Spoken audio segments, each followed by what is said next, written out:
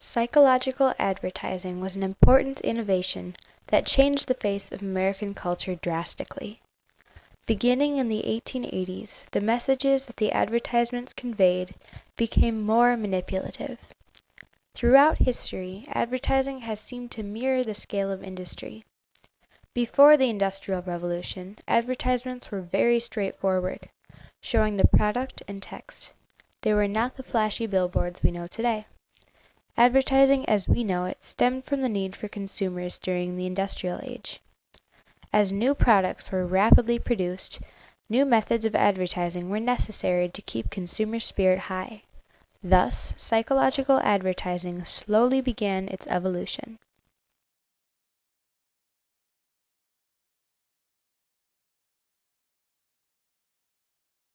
In the 1880s, the Industrial Age was in full tilt. Factories were booming, cities were growing, and most importantly, people were buying. Innovations in production methods helped create national standards for products. This time in history was when brand recognition picked up. Coca-Cola, Keds, Arm & Hammer, and other popular products made the rounds to consumers. Many other brand names we recognize today are rooted around this time. Around the turn of the century, the United States became the leading industrial country of the world. Production went from small-scale operations to national corporations where goods were pumped out by the thousands. Advertising methods became subtly cunning as well. In a sense, needs were created. An example of this is deodorant. Life would be a whole lot smellier without it, but it is not a vital product. Some deodorant ads from the late 19th century depict fancily dressed, elegant women lounging about. If the product was not shown on the poster, we would have a very difficult time guessing what is being sold. Can you guess what's being sold in this ad? Is it A, jewelry, B, clothing, C, perfume, or D, none of the above? The correct answer, surprisingly, is D. This is an ad for Coca-Cola from the 1880s. The viewer will likely notice the woman's lavish dress and surroundings before noticing the product, and will grow to associate Coca-Cola with class and relaxation.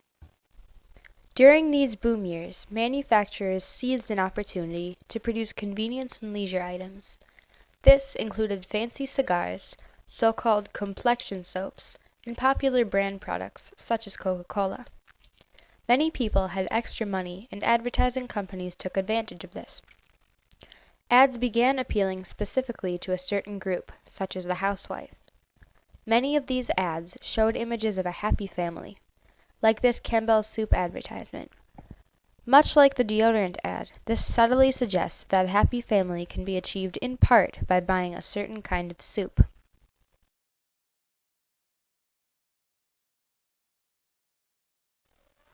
As the 1920s came around, advertising was slowly becoming a crucial part of American culture. With the introduction of radio and magazines becoming popular, advertising took on a whole new perspective. All of a sudden, there was new media to advertise with. With the rise of the motion picture, advertisements began to use star power to convince people to purchase goods, much like is used today. Even though the majority of ads were becoming simpler in appearance, they became more memorable, picking up slogans and catchy jingles for radio advertisements.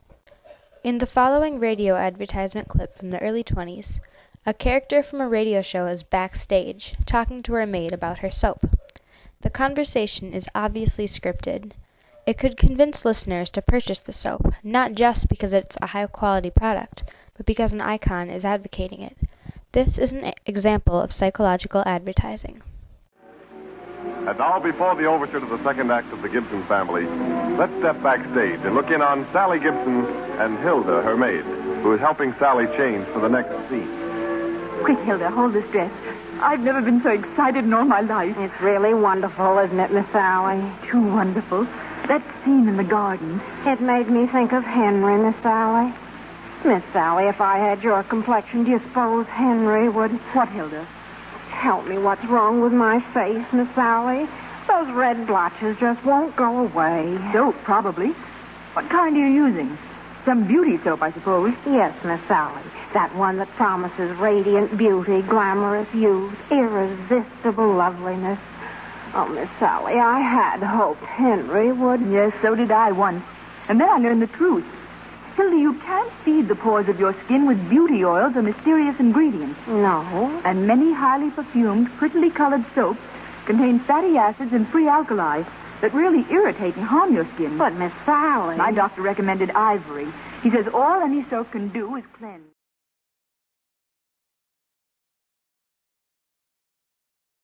The Coca-Cola Company has been leading advertising for many, many years.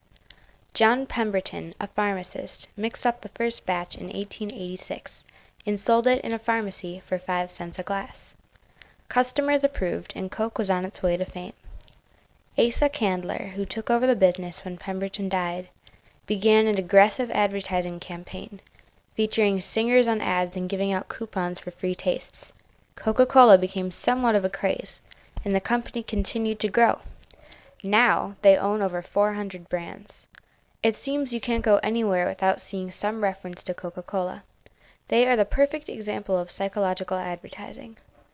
Now that their reputation is built, the company has the ability to remind you of their power whenever you buy a soft drink. The simple yet powerful logo printed on the side of your cup. Psychological advertising has most likely impacted the decision you made to purchase something this week. If anything, the implications have grown. Today we are bombarded with photoshopped images of supermodels, pressure to keep up with the times, and the choices surrounding the ads. Often, we remember the ad before the product. Nowadays, ads are even more subtle. What about the Coke cups on the judges panel on American Idol? Is that not an advertisement? Advertisements tend to preach one main concept: excess. Get more. Improve yourself. The list goes on. Every young girl went through the princess phase, and a princess would have excessive wealth, beauty, and happiness. Would this phase be so prominent if advertising were not so prevalent in our culture? We have grown to almost worship celebrities, often not realizing that their photographs are partly computer-generated. Now, in 2010, we live in an advertised world. The accentuation on problems, although present during the 20s, has escalated. Most ads of this variety tend to target women, taking advantage of the self-hate, self-doubt, and insecurities that the media only enhances. With the amount of eating disorders on the rise, we can look to the media for a partial explanation. Teen magazines such as 17 and Teen Vogue are often over half advertisements, casually suggesting that buying a certain brand of makeup, hairspray, or shampoo, you'll be happier. Celebrities often accompany articles where they tell teenagers what they use. No one's saying they are bad products, but how do you know that the celebrities aren't being paid quite a lot to say such things? The women-focused media usually imply two things: self-hate and inadequacy, and to fix that, self-improvement.